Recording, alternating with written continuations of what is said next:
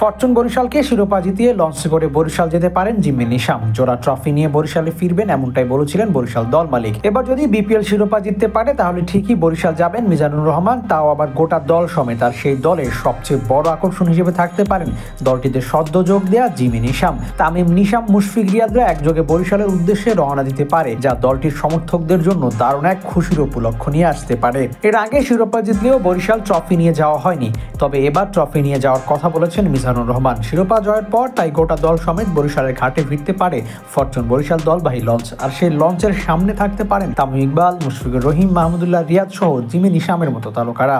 দল ফাইনালে গিয়েছে, ফাইনালের জন্য আলাদা পরিকল্পনাও করেছে ফরচুন বরিশাল। বিশেষভাবে দলে ফিরিয়েছে কিউই কিংবদন্তি জিমি নিশামকে।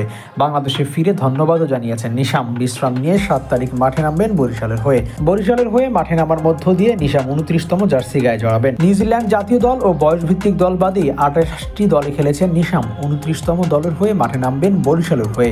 এই কিউই অলরাউন্ডার ফ্রাঞ্চাইজ ক্রিকেট দুনিয়ায় কত বড় নাম তা হয়তো ছোট্ট পরিসংখ্যানই বুঝিয়ে দেয়। গভীর আলোচনায় না গেলেও নিশামের রান ও উইকেট সংখ্যা উল্লেখ করার মতো।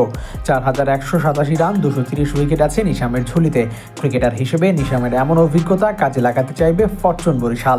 কাজে কতখানি লাগবে তা দেখা যাবে ফাইনাল ম্যাচে, তবে চেষ্টার কমতি হয়তো রাখবেন না নিশাম। এর আগে বিপিএল খেলেছেন, তাই অভিজ্ঞতাও আছে। ফাইনালে খেলার মতো চাপ নিশাম বহুবার নিয়েছেন, তাই আলাদা কোনো চাপ অনুভূত হবে না নিশামের জন্য, এমনটা হলফ করে বলা যায়। তারপর দলে পাবেন মুশফিক, মাহমুদুল্লাহ, তামিমের মতো সিনিয়র ক্রিকেটারকে, যারা বাংলাদেশের সবচেয়ে বড় এবং অভিজ্ঞ ক্রিকেটার। তাদের মিলে দারুণ এক ফাইনাল খেলার অপেক্ষায় আছেন বোধহয় স্বয়ং জিমি নিশাম।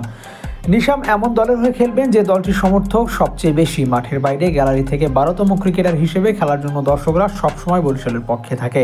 এমন অভূতপূর্ণ পরিবেশে দারুণ এক ম্যাচের উপহার দিতে চাইবেন নিশাম। বল ব্যাট দুই জায়গায় এই অলরাউন্ডার সেরা একাদশে খেলবেন, এটিও মোটামুটি নিশ্চিত। যে কোনো এক বিদেশিকে বসিয়ে নিশামকে সুযোগ করে দেওয়া হতে পারে। শিরোপা জয়ের জন্য কঠিন সব পরিকল্পনাও নিয়ে হাজির হবে ফরচুন বরিশাল। দেখা যাক জোড়া শিরোপা জয় হয় কিনা, আর নিশামেরও বরিশাল যাওয়া হয় কিনা। Abu Naim, sports Times.